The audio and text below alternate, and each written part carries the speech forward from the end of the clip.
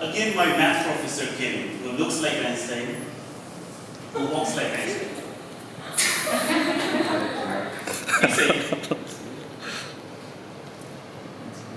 He said, engineers gave us Wi-Fi, satellites, fridge, microwaves, aeroplanes. We landed on the moon, and we are planning to land on the Mars now. But he believed that doctors are not in concordance with the engineers. He said, what has medicine done so far? They are just treating fever, diarrhea, and cough. Did they make a zipper in the stomach so that if you are in a hurry, you open the zipper, put the food, and walk around? You don't have to eat the food from the top, get it into the stomach, and this process, It should be shortcut. Put it here and take it out. I thought it was right, We didn't do anything. So these are the big things. Now, let me start the story from the time when we were born. When we were born, we did not have any immune system. We did not have our defense system developed. We got some from the mother, but it was not of so much use. So we were very much prone to infections. We could get any kind of infections. Now, I'll tell you, about 100 years back, around 1900 AD, every time, out of 1,000 live births, out of 1,000 children who were born, 100 of them died before they reached 1 year. Okay, and that's a big number if you realize in big communities. This is the source, you can look for it. And what is the status now? I'll tell you about that later, in a few minutes.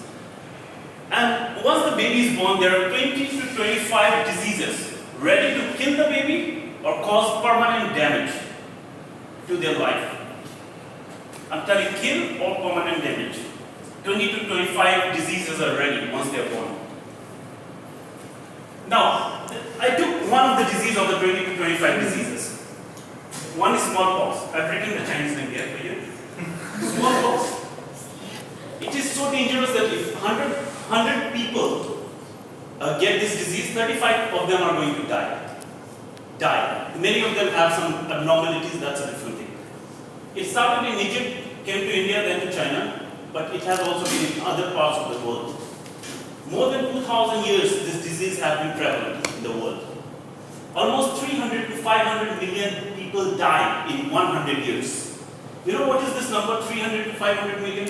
Guangdong has a population of 100 million. And this is 5 times Guangdong. So the number of people living in Guangdong multiplied by 5 times, and that is the number of people who died in just 100 years because of this disease. It was terrible. Now these are the sources, you can look at it if you want. This is a terrible picture, but I want you to see it. I want you to see it, to understand how lucky we are, how advanced we are. This was very common 50 years back. Very common. Yeah, very common, right? Now, this baby is very special because this was the baby who was 2 years old, and this picture was taken in 1975.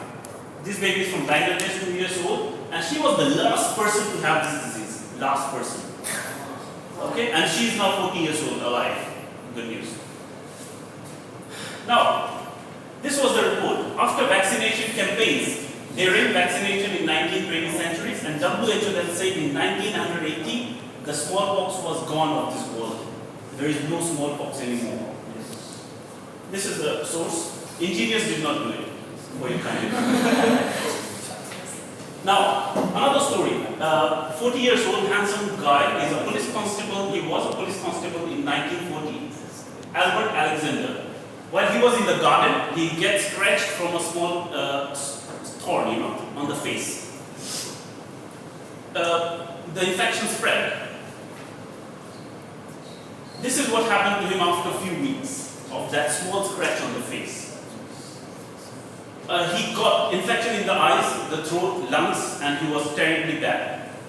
This is what happened. The pus was coming out from the eyes and it was flaking like this. It was terrible because we did not have antibiotic. But the good news was, the life-saving penicillin was discovered right then in 1941. We got around that time, 1941. Okay, and he got the first dose of penicillin in 1941, February 11th. He improved a lot. His fever was gone. His infection dried up. He was looking much better. But He ran out of the medicine. The medicine was gone. Eventually he died. After his death, the penicillin showed its magic, and people realized the potential of penicillin, and it was widely used in the world. Life-saving penicillin started to be widely used then. Not done by engineers. Now, another story. Surgeries 150 years back. You were not given any medicine to sleep. You were held by 5-6 people, and the surgeon does his job. That's how they used to do. You were 100% alert. And the people used to believe that the pain is a good thing. If you have pain, you will be treated faster. And that was the concept. In 1846, for the first time, they discovered a gas called ether. Ether was taken in a ball, and then you have to inhale it, and then you feel sleepy and drowsy, and then you were operated. That was for the first time in 1846. It had some painkiller effect and some sleepiness, it used to induce some sleepiness. It developed further in 20th and 21st century, the last 200 years, and surgery is now not painful anymore. If you have surgery, you're like sleeping and relaxing 3-4 days, you don't have any pain. Engineers do not do this. Now this was the valve I was talking about. There's some gas they inhale and they feel sleepy and the surgery starts. That was 150 years back. In conclusion, death rate now is less than 7 per 1,000 births. You remember I told you it's more than 100 at that time, now it's less than 7. In the first year of life, I'm just talking about in the first year, before the baby reaches first year of life. So, and the vaccination, and we have vaccinations against all these 20 to 25 diseases now. We have vaccines against all those diseases which are ready to affect the baby once they're born. And so mothers, don't be angry when you go to doctors to get vaccines every few months, Yes. So we are not scared of infections anymore. We have such good, powerful antibiotics, So we are not scared of those scratches. Surgeries are never so painless. The life expectancy was 40 years, 100 years back. Now it's 80. It's almost doubled.